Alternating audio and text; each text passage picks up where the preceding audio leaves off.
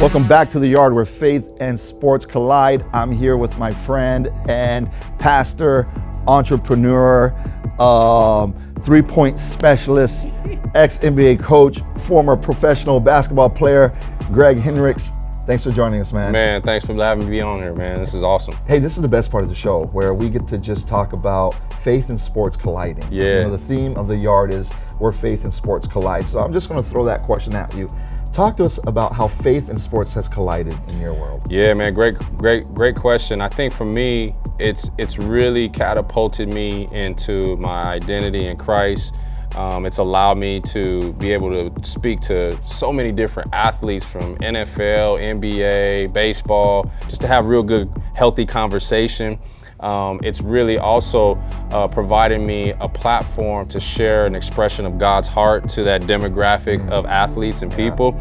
So it's been really cool. I ain't gonna lie, it's been a journey, you know, and I've had to really empty myself of myself and fill myself up even more with God. And the one thing I know is like the deeper I go with God, the less I can take with me, meaning the less of my own understanding on how something should be and what it should look like, and just really be like, okay, God, this is your thing. I'm here, I'm available. You know, I don't have any ability but availability, man. And so here we go. Let's do this thing. Well, that's a great ability, man. Yeah. You know, seriously. And there's something powerful God can do with a man or woman that says, here I am. Man, that's it. Here I am. Yeah. Use me, Lord. So how did that get started in your life? We talked about it a little bit earlier, but how did that get started about faith being beyond like somebody that can answer prayers to being somebody that lives their life for a single purpose to glorify God? Man, you know, it's a journey, man. It's been a journey. I think for me,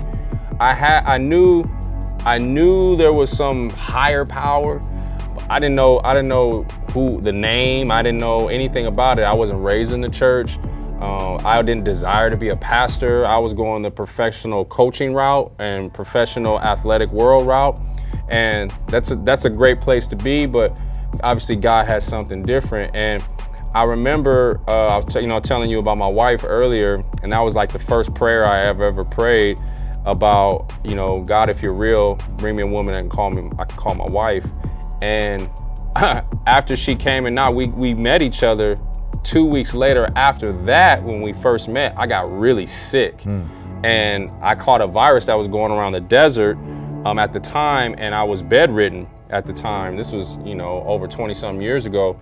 And my wife now, my girl at the time, my wife now, she stood by my bedside. I remember falling asleep, waking up, and she'd be sitting right there. She was just catering me and serving me and just taking care of me. And I was like, man, that was the first time I ever really saw something big. And she wasn't even a believer. It was just her act of humility inside of her. I knew it was God inside of her. Yeah. And so that was an introduction. And then it kind of set me on this trajectory as I went on this journey. But when I got to college, I started to, you know, press in a little bit. Still wasn't fully committed. Still was just kind of dabbling, had 1 foot in, 1 foot out, and that's not gonna work, you know what I'm saying? And then after that, played professional. My last year playing pro, I was coming back from the Ukraine, and things didn't work out the way I wanted them to be. I was at probably the lowest point of my life, and I was like, man, what's next, man? I can't. I was living in Washington State at the time. Like, well, what's next? And I remember watching an online sermon at church, the Rock Church, and I stood up in the middle of the night. I was working graveyard shift, and I just put my hands up. I said, Lord, I'm tired of doing this. Like, I can't do me and try to do this over here. I'm fully committing. And when I fully committed, man, I'm telling you, I just started weeping, not crying, weeping. And there was like a big light that came into the room. For me, it felt like it lasted about 15 minutes. It was probably more like 2 or 3 minutes. But it was just an encounter, you know? It wasn't an experience. I think people tend to blur that line about experience and encounter, and the difference is experience is memorable, but encounter is transformative. So when you have an encounter with God, like you're changed. That's it. Like, man, I'm going this direction. Despite what anybody's saying. And so for me, I had that encounter, and I was like, man, I'm changed. And I remember I came home and I told my wife, like, yo, I think I gave my life to Jesus. She's like, what does that mean? You know, and she didn't even know. And it just started me on this whole trajectory of pursuing my faith. Wow. So you were watching an online service. Mm-hmm. That's got to be encouraging to, I think, pastors that are hearing this now, ministers who are hearing this now. We know that there's been a big shift because of the COVID, and whether people agree with it or not, that's not the point. The point is there's a shift, right? And forces, I mean, churches are now having to develop an online presence, and some are really going after that and embracing it, and some are kind of well, we got to do this until we can meet again. And I think that the churches that are really going to embrace the fact that you can put together some messages online to touch people and change lives. Oh, change my life. And so I think pastors would be encouraged to hear through an online message is when you had that encounter with the Lord. Yeah, you know, and I think it was prophetic of where we're at now, is that there, you know, the Bible says to go into Jerusalem, Judea, Samaria, and the ends of the earth. Some of us can't get on a plane and go to the ends of the earth, but you can get on the internet and go to the ends of the earth, because people are on their phones or on their devices. You know, you can get to a people group that you may not necessarily have access to. And the crazy part is I think some people feel like, oh man, I'm not polished, I don't know very much. You know, I don't have this big, unique speaking gift or ability. And like I said earlier, God don't want any ability but availability. Just be available and get on there and talk about what God did in your life or what you want him to do in your life, and share that with the masses. Like, man, I want the Lord to change me. You have to start with you, and then branch out from there. And so I think it's beautiful that we are in this season to where it's now a tool that the church has to embrace. People of faith have to embrace. I think social media can be used essentially, you know, for your own gain, but if you use it to glorify God, is a beautiful thing that when grace gets breathed on your projects. Yeah, I love that, because people are so quick to call social media the cancer or the devil. And to me, social media is benign. Social media, it doesn't have morality. It's what you do with it, right? And so I know for me, social media, frankly, has been a blessing. Like seeing what God's doing through you, connecting with my family. Like I use my social media stuff for kind of the 3S, I call it. Like almost every one of my posts fall in one of these 3S. Once in a while, there's like a deviation, but it's funny, and it's family, and it's faith, right? That's what I use it for. And I like to encourage people. I like to have fun. I like to be encouraged. And even though it's filled with all kinds of ugliness, that's not social media. That's people's hearts. Yeah, absolutely. You know? And so I'm glad that you know that God can use that platform, that digital platform that he used in your life. And you have a chance to leverage it as well. You know, one thing I love about your story, Greg, is that even though you were transformed, right? But God had already kind of wired in you to be an athlete, to communicate, to connect. And so when you came to the Lord, you didn't have to throw all that stuff away. No. Right? You could kind of take all those things that you already invested and developed, even though at that point you didn't use it for God's glory. Right. But then it was a platform for you to have some great experiences that I'd like to hear about a little bit, and to make some significant impact in a space where very few people are making an impact. Yeah, you know, and that was initially my biggest fear, is like, man, okay, if I give my life to Christ, man, all of the relationships that I have that aren't centered in Christ, they're gonna go away. And it was actually the opposite. They got accelerated, the relationships. And then I inherited more relationships by just serving the ones that I had and being faithful with the little that I had, and not doing it with an agenda, but doing it like, hey, you know what, I'm just gonna be a good friend, and I don't want anything. I'm coming with the deposit mindset over withdrawal mindset. And like you said, there was things that God was already grooming in me that were gonna be applicable to my current, what I currently do. And I didn't have to change who I was, I just had to conform to who he was. You know what I'm saying? And once I conform, it's like, oh, I can still have my personality, I can still be loud, I can still crack jokes, I can still wear fresh shoes, I can still do the things that I like to do, but I'm doing it unto the Lord now. And the cool part about that is that you offer a greater invitation to someone to explore their faith when you are ministering from that place, or speaking from that place, or sharing from that place. I can't tell you how many different athletes right now there's been a grace on me with like NFL guys, and I didn't play football, but I played professional sports. But now it's allowed me to speak into a lot of their lives and help them journey. And some of them are solid believers, and there's ones that like, man, I don't know if I even believe, but I want to engage in conversation with you because I trust you pursuing God. I see that.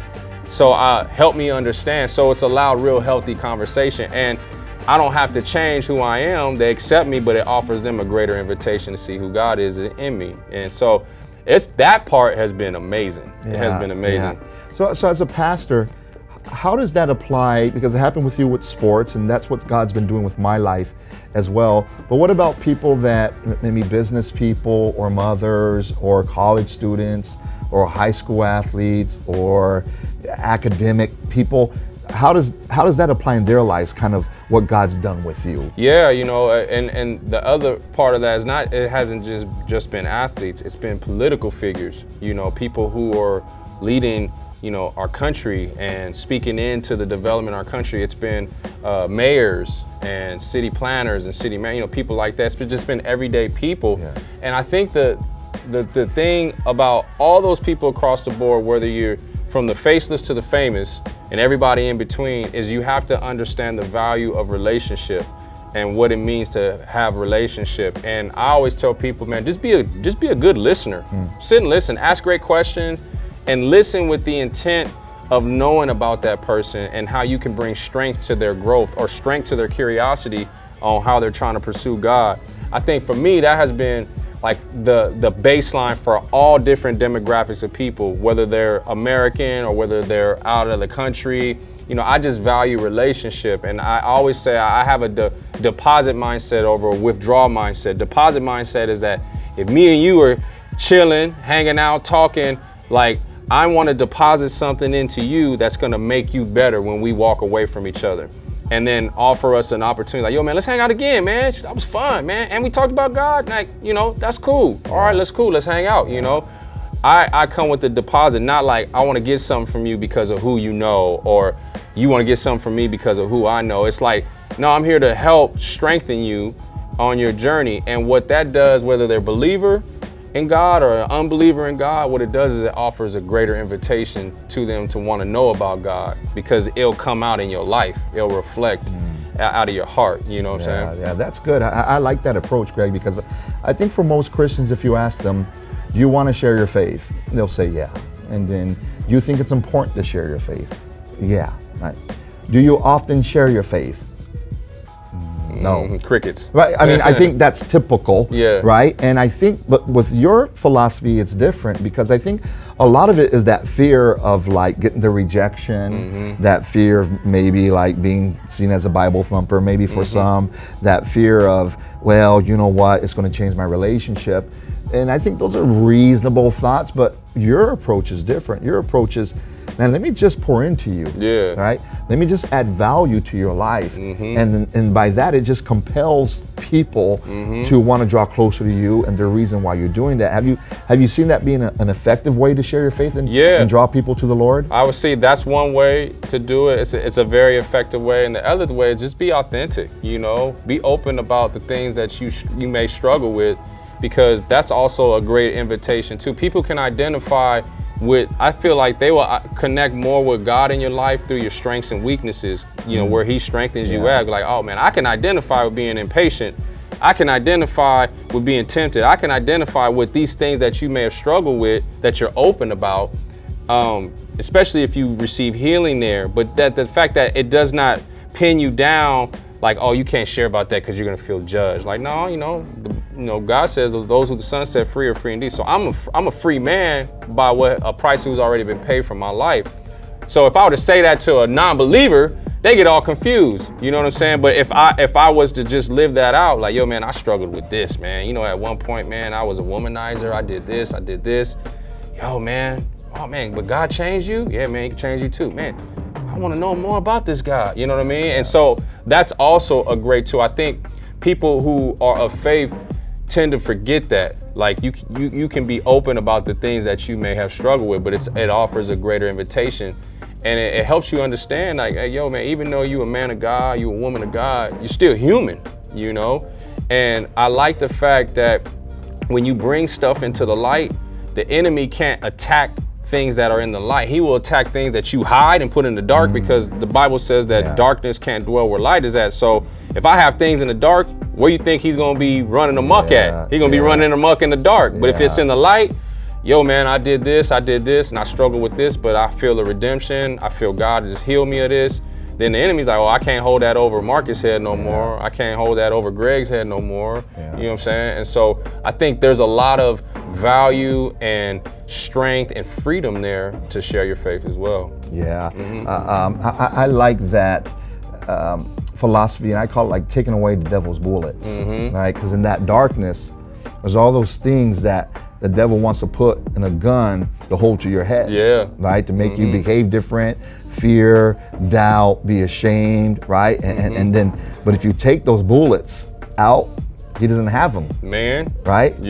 Because you took them, man. You showed him there, and then he could have the gun, but there's nothing in there, right, that can destroy you, because the truth has come to light. Man, I tell you, one story how I know this to be a fact is that I've been with my wife now. We've been together 21 years, and prior to us getting married, we were together 12 years before we got married. We got married in September 10th, 2011. And so we're going on 9 years being married. And I remember when we got married, you know, prior to that, man, I was doing things I shouldn't have been doing, living that life. And we got married. I got the green light from God. And the first thing he says, man, I'm so proud of you, son. You know, I'm feeling good. He said, okay, now I want you to tell your wife about the women that you were with prior to marrying her. And I like froze. I was like, I'm gonna lose no way, you know, like in my mind, like, no way, I'm not doing that, you know, I'm gonna lose my relationship with my wife. And it was just a couple words, do you trust me? I said, yes. He said, well, you need to do this, as he was speaking to me. And it was internally, you know, and I'm wrestling. So it took me a couple days, but I you know, conjured up the courage to do it. And I told her, and was there strife? Absolutely. We were probably like this, and then I told her and we went like this. But then once the dust settled, we went like this. We got really tight because she knew me. And the other part about that I didn't know was that I didn't know what I was going to be doing down the line of my life. So it wasn't something the enemy can hold over my head anymore. Like, yo, you used to be this, used to be this, used to be this. Like, no, that's out in the open. My wife knows. So I can have conversations with other guys about this same subject with my wife sitting right here and not be ashamed, you know what I'm saying? Good. Or holding it over our marriage or holding it over me, but also offering greater strength and invitation to the people that you're talking to. I love that, man. And if you're watching now, you know, if you are a child of God, I just want to encourage you, you know, how are you helping draw people closer to the Lord? And as Greg shared with us, one is to, you know, just admit we're flawed, you know, just admit that we're imperfect and get the repentance and redemption that God offers, but then also pour into people, you know, bring value to their lives. How can you be a bridge to help them achieve their dreams, relationships, breakthroughs? And I think God can use that in a tremendous fashion. And maybe if you're watching, you've never made that decision to follow the Lord. You know, maybe you're uncertain where you lie with eternity. You believe in God, you believe in Jesus, but you've never lived your life for God. You know, we know that even the demons believe who Jesus is, right? And so for you to believe that Jesus is who he is, well, that's one thing. But for you to make a decision to make him your Lord and Savior is another thing. So I just challenge you, if you haven't made that decision, make it, right? Right there in your heart. Invite him into your heart. Connect with the local church. Reach out to us. Reach out to people that you know that love God. And if you love the Lord but want to be more impactful in your life, I just encourage you to take heed to what Greg had shared with us. You guys, thanks for tuning in today. Thank you for Christian Podcast Central for supporting us in this. Also check out our YouTube channel as well. We'll be back next week with another great guest. God bless you guys, and thanks for joining us in the yard.